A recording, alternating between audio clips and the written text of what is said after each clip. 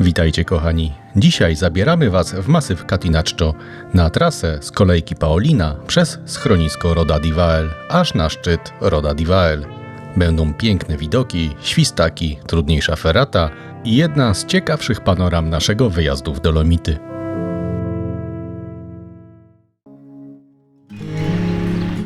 Po trasie z Passo Giao przenosimy się w okolice Carezzy. To właśnie tutaj, przy dolnej stacji kolejki Paolina, zaczynamy drugi dzień naszego wyjazdu. Parking jest duży i wygląda na bezpłatny, bo nie znaleźliśmy ani automatu, ani cennika, ani żadnej informacji za szybą po powrocie. Na starcie korzystamy z małego ułatwienia, czyli wjazdu kolejką.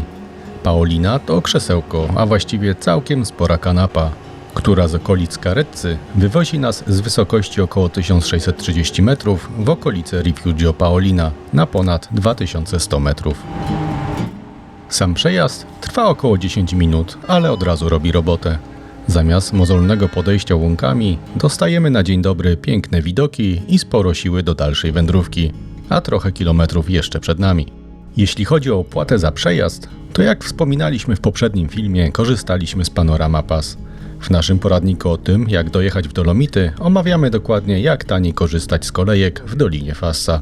Za 3-dniowy karnet zapłaciłem 83 euro, a bez niego za same przejazdy kolejkami, z których korzystaliśmy w Dolinie, zapłaciłbym 133 euro. Jeśli nie macie takiego biletu, to za ten konkretny przejazd tam i z powrotem w 2026 roku zapłacicie 26 euro. No jak Ci podobała wycieczka? Super, mogę wracać. To wracamy, tak?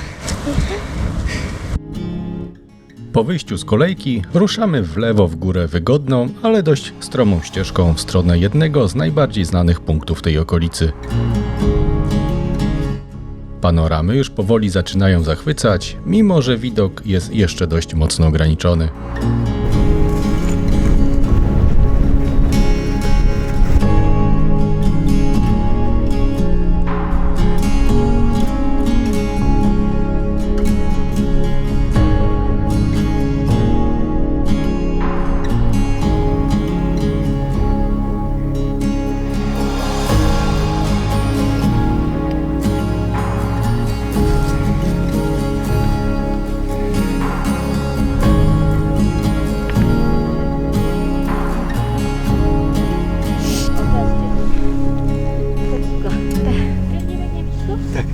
Bo mama tutaj dosłownie i mi przed nosem przebiegła taka dupa, przepraszam. Przy okazji krótkiego postoju upewniam się na stronie The Fly, czy na pewno mogę w tym miejscu używać drona. Możemy sprawdzać, czy można latać. Nie jesteśmy w żadnej strefie. To nam pokazuje, gdzie jesteśmy teraz. Możemy latać. Po chwili dochodzimy do sporego pomnika przedstawiającego orła. I nie jest to przypadkowy górski ozdobnik. Theodor Chrystomanos, bo to na jego cześć powstał pomnik, był jednym z pionierów turystyki w Dolomitach.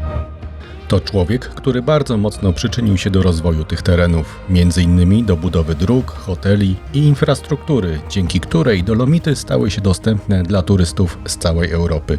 Pomnik ma prawie 3 metry wysokości, waży kilkaset kilogramów i wygląda, jakby ten orzeł cały czas pilnował okolicznych szczytów. Z tego miejsca roztacza się piękny widok na Val di Fassa, Latemar i skalne ściany Catinaccio. I już tutaj można zrozumieć, dlaczego ten rejon nazywany jest Rosengarten, czyli ogrodem róż. O wschodzie i zachodzie słońca ściany Catinaccio potrafią przybrać różowo-czerwony kolor. To zjawisko nazywa się po ladyńsku Enrosadira i jest jedną z najbardziej znanych wizytówek Dolomitów. Idziemy dalej bardzo przyjemną, widokową ścieżką w stronę Rifugio Roda di Vael i Baita Pederiva. I właśnie na tym odcinku spotykamy jednych z najfajniejszych mieszkańców Dolomitów, czyli świstaki. I to nie jednego symbolicznego świstaka gdzieś daleko na kamieniu, tylko naprawdę całe towarzystwo. Co chwilę coś piszczy, coś przebiega między trawami, coś wystawia głowę z nory. Taki moment, którego nie da się zaplanować, a który później pamięta się bardziej niż niejeden punkt widokowy.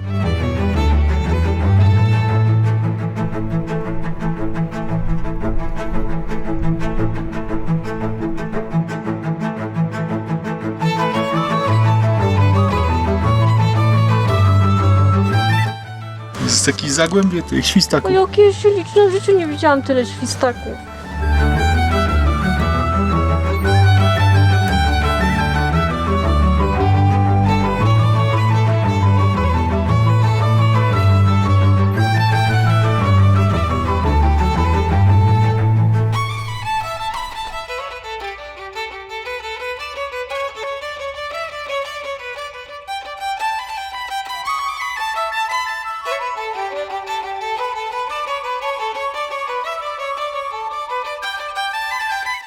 Docieramy do schroniska Roda di Vael. Leży ono na wysokości około 2280 metrów na Sella del Champaz, u stóp skalnych ścian Catinaccio. Obok znajduje się Baita Pederiva, więc jeśli ktoś chce zrobić tylko spokojniejszy spacer z kolejki Paolina do schroniska, to już sama ta trasa jest bardzo ciekawym pomysłem. Widoki są kapitalne, podejście nieduże, a miejsce idealne na kawę, obiad albo po prostu chwilę siedzenia i patrzenia na góry.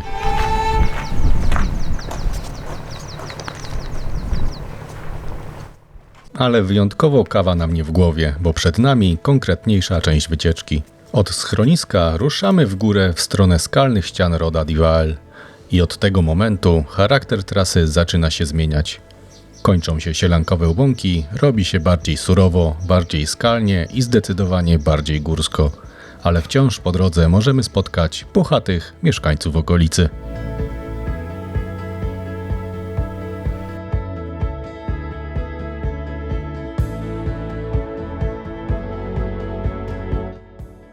Kończę wycieczkę. No. Że 2313 to jest wystarczająco. O, siedź! Tu na tym, na ścieżce, widzisz go? O, faktycznie. Zosia, widzisz go? Na ścieżce siedzi. Taki tłusty. Drepcze. O, jeszcze jeden u góry. Z pieprza.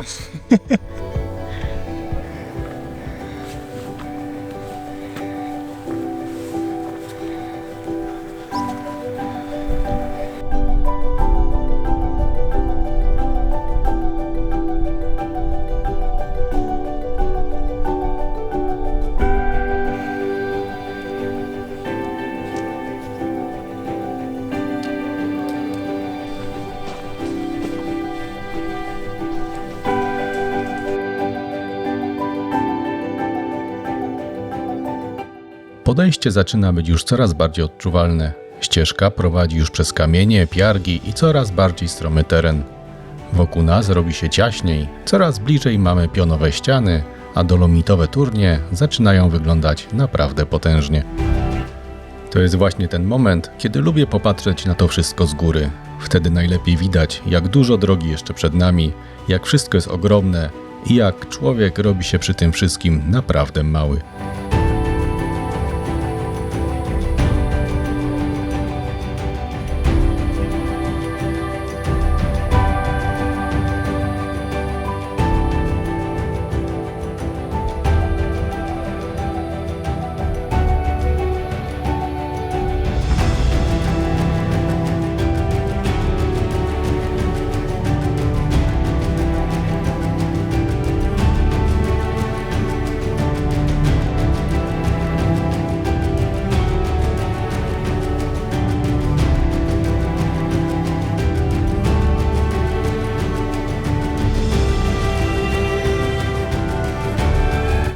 W końcu dochodzimy do ubezpieczonego fragmentu.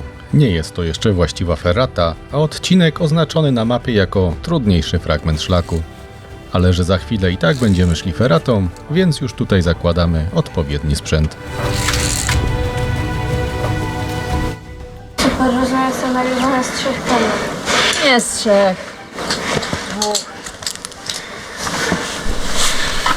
Zosia, tam znośnie? Co? Znośnie? Tak! Okej. Ale to jest C, ferrata. W ogóle jeszcze jest nieoznaczone. Aha, no to ja...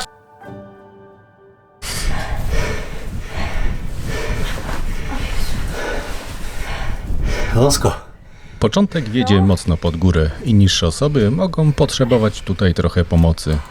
Po chwili przeciskamy się przez wąski korytarz z drabiną, który kończy się wąską półką i mocną ekspozycją po lewej stronie. Tak się nie chłodno. No, trochę To jest co? za chłodno w uszy mi wieje.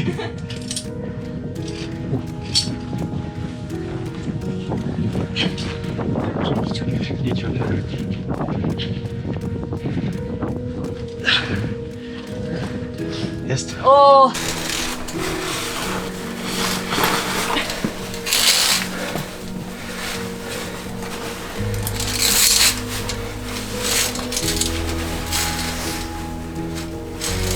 Aha, bo tu się nie ma gdzie przypiąć, tak? Tak, mi to się uda jak tak przypomnieć. Czekaj, już zamknę.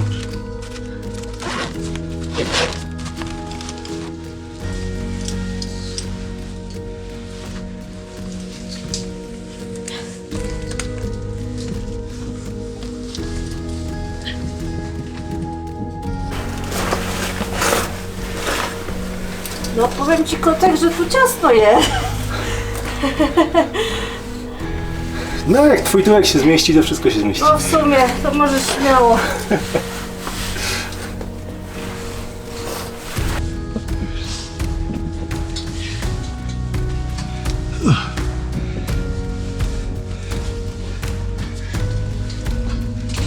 Dałeś radę? Bokiem ciągnąć. Tak ledwo. Weź ty.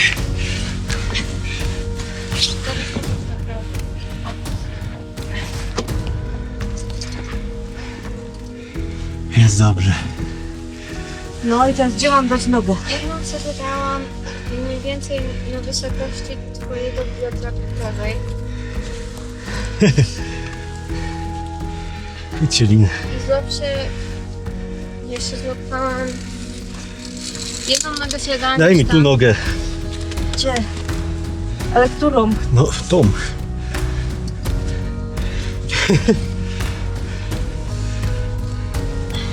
I teraz możesz. O! No, wow.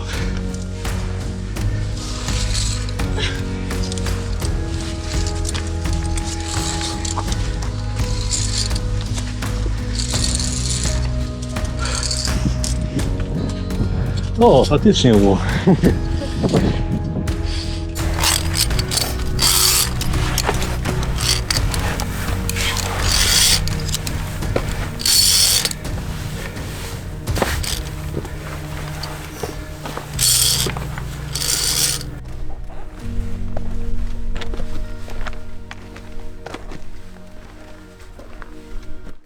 Na chwilę koniec emocji, ale nie koniec podejścia. Przed nami mozolna wspinaczka po sypkich kamieniach, piargach i ogólnie mało stabilnym terenie.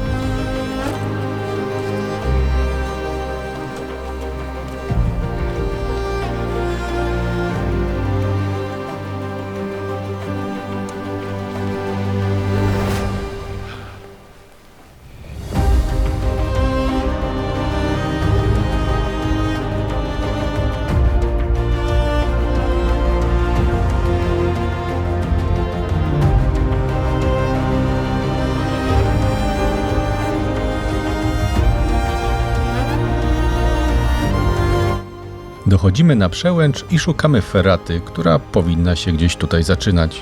Skoro idziemy na szczyt, naturalnie patrzymy w górę. Tylko że najtrudniejszy odcinek tej ferraty prowadzi w dół.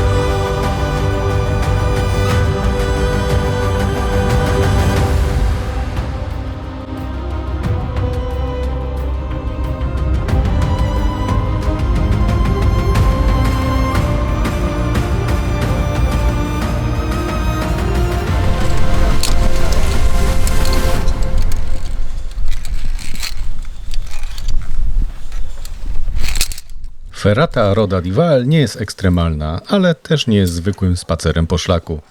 Całość najczęściej opisywana jest jako B przez C z miejscem dochodzącym do C. Na mapie oznaczona jest jako C-. Dlatego kask, uprząż i ląża ferratowa to tutaj naszym zdaniem konieczność. Zwłaszcza, że przemieszczamy się prawie wyłącznie po klamrach albo metalowych szpikulcach, po pionowej skale. Jest ekspozycja i są takie miejsca, w których trzeba już mocno popracować rękami i nogami.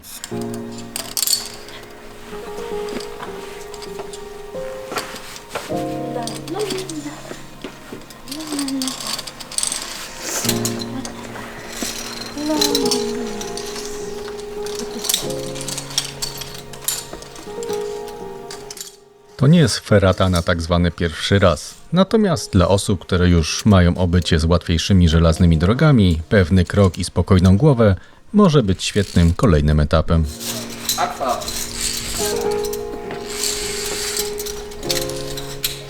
Weißt du, wie ein bisschen die Schlüsselstelle?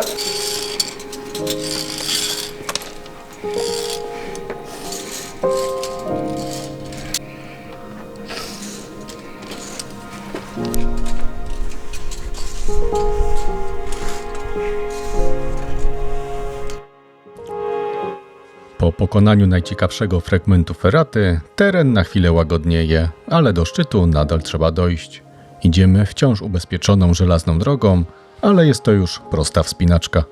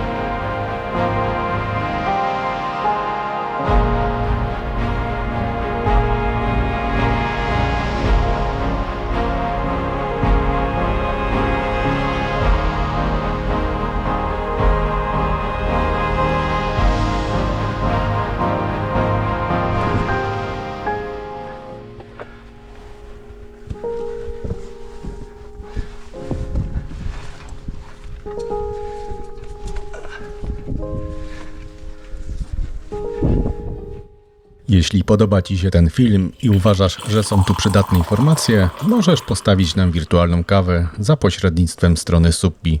Kawa i Wasze wsparcie dają nam kopa do robienia kolejnych materiałów.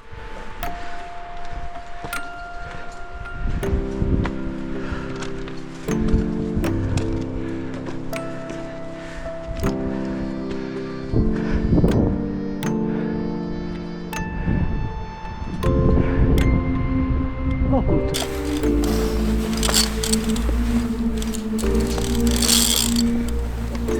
O.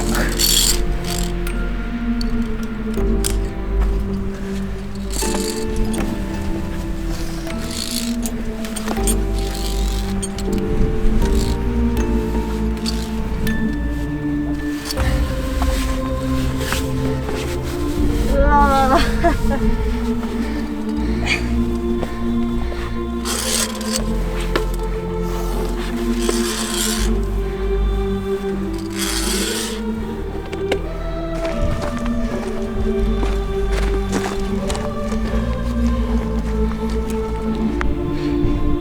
Góra, jak się zatrzymałeś, nagrywam.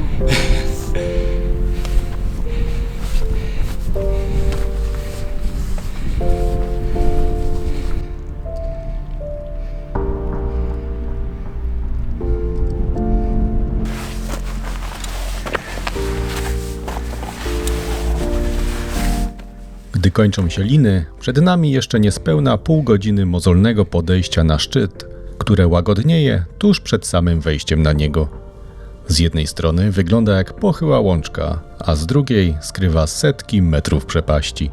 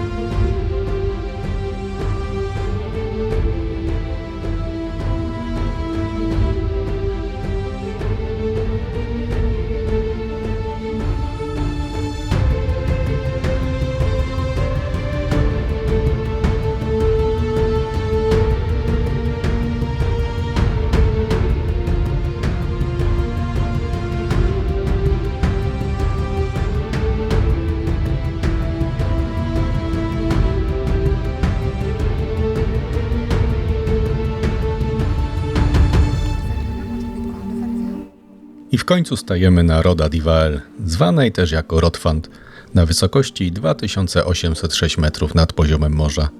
Na szczycie stoi charakterystyczny krzyż z kamieniami ułożonymi w środku, a dookoła, no cóż, jest to dokładnie ten typ panoramy, dla którego jedzie się w Dolomity.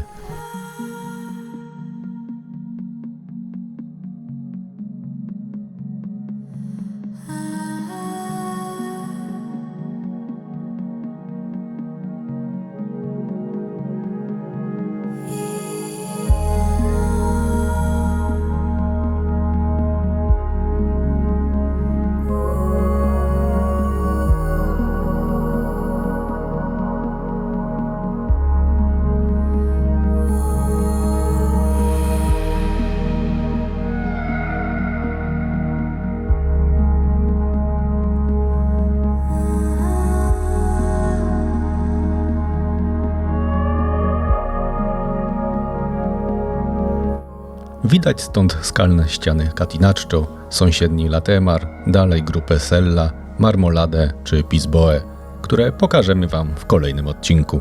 Kolejne dolomitowe masywy, które układają się jeden za drugim aż po horyzont. Przy dobrej widoczności człowiek właściwie nie wie, w którą stronę patrzeć, bo z każdej strony dzieje się coś ciekawego. To nie jest najwyższy szczyt Dolomitów, ale widokowo naprawdę daje radę i ma w sobie coś fajnego. Z jednej strony czujemy, że weszliśmy na konkretny skalny szczyt, a z drugiej, dzięki kolejce, cała wycieczka nadal mieści się w rozsądnym, jednodniowym planie, po którym następnego dnia wciąż można mieć siły na kolejną trasę. Na szczycie robimy oczywiście zasłużony odpoczynek, trochę zdjęć, trochę ujęć, trochę klasycznego patrzenia w dal i udawania, że wcale nie jesteśmy zmęczeni. Ale jak to w górach bywa, wejście na szczyt to dopiero połowa zabawy. Przed nami zejście, 260 metrów prawie ciągłego, ubezpieczonego schodzenia po prostej ferracie A+.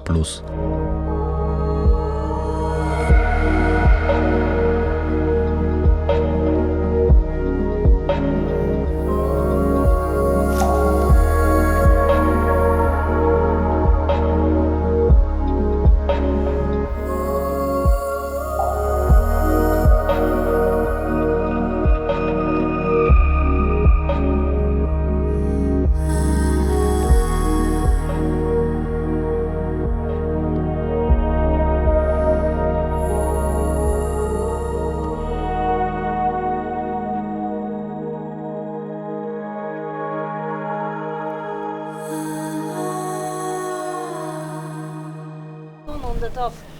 Okay.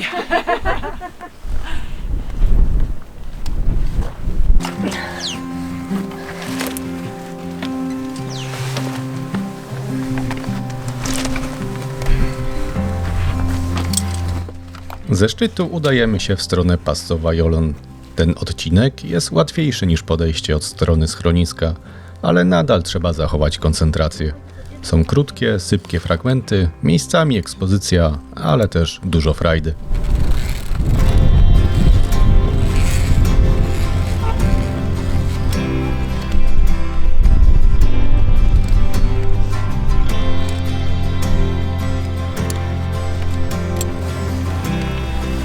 Super. No i patrzcie. Będzie z dwóch stron.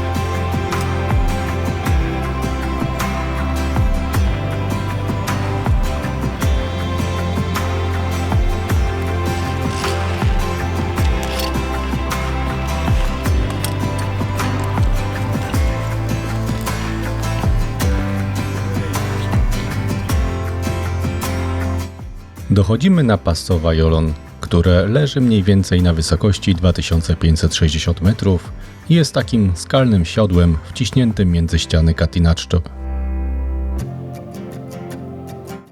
Po zejściu z feratowego odcinka trafiamy w bardziej sypki teren. Pojawia się piarg, kamienie i ścieżka, która potrafi uciekać spod butów. Kijki mogą się tutaj bardzo przydać, szczególnie jeśli ktoś nie przepada za schodzeniem po luźnym materiale.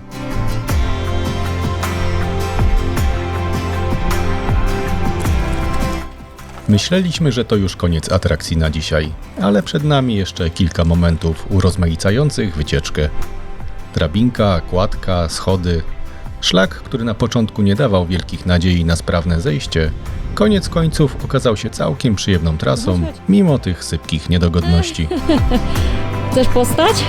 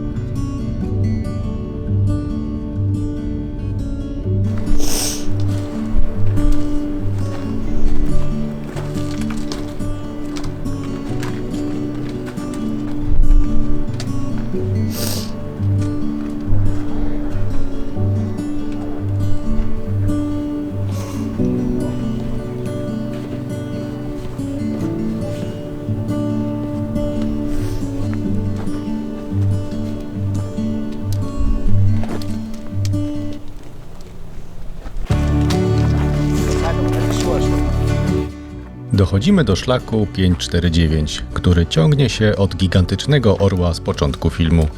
Widać, że jest to popularna trasa, bo nagle nie wiadomo skąd idziemy razem ze sporą grupą turystów. Po całym poranku, kiedy mijaliśmy tylko pojedyncze osoby, jest to taki mały szok. Ale ich trasa to też ciekawy pomysł na krótką wycieczkę, bo według mapy to około 2 godziny i 6,5 km marszu, bez większych podejść. W opisie filmu jak zawsze znajdziecie linki do mapy z trasą, miejscem parkingowym i innymi ważnymi punktami dotyczącymi tego odcinka. W opisie podajemy Wam również link do tej alternatywnej, prostej trasy na spokojny spacer dla każdego, z kawą w schronisku i mam nadzieję spotkaniem z ogromną ilością świstaków. Wracamy już w stronę kolejki Paolina. Ścieżka robi się coraz wygodniejsza, choć nadal miejscami jest kamieniście. Po drodze wciąż mamy świetne widoki na góry. I jest tutaj takie dziwne zjawisko.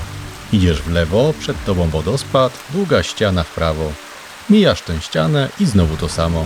Ścieżka do wodospadu i ściana. I tak chyba 4 albo 5 razy.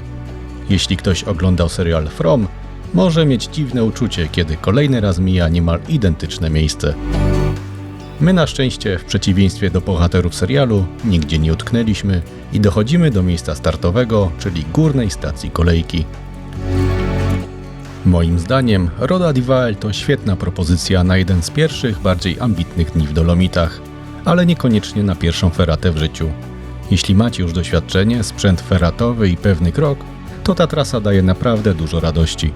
Jest kolejka, jest schronisko, są świstaki, jest szczyt, jest trochę adrenaliny i są widoki, które zostają w głowie na długo.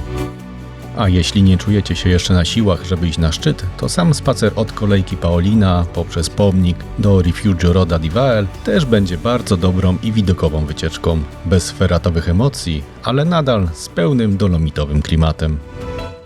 Jeśli bardzo podoba się Wam to, co robimy, możecie długotrwale wesprzeć rozwój kanału przez portal Patronite, tak jak robią to dziesiątki naszych wspaniałych patronów, którym ogromnie dziękujemy.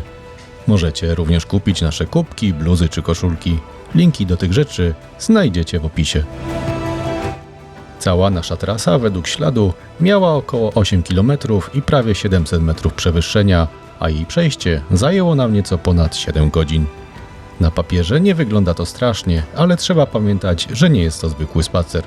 Jest podejście, ferata, ekspozycja, jest zejście po skałach i sypkim terenie, ale jest super. Dzięki za oglądanie i do zobaczenia na szlaku.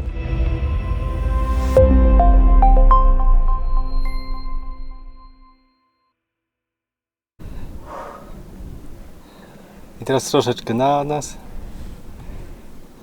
I kciuk w górę. Tak, to jest kiedy się za dużo Helmery ogląda. Świetnie, to wyszło. Może tu trzeba napluć. Spróbujemy tym. O, lepiej.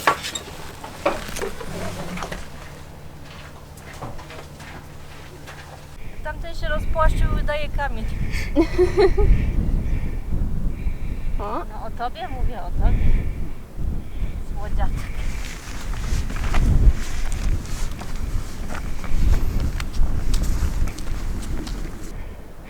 Nikt jak nie potrafi ładnie stać jak mama.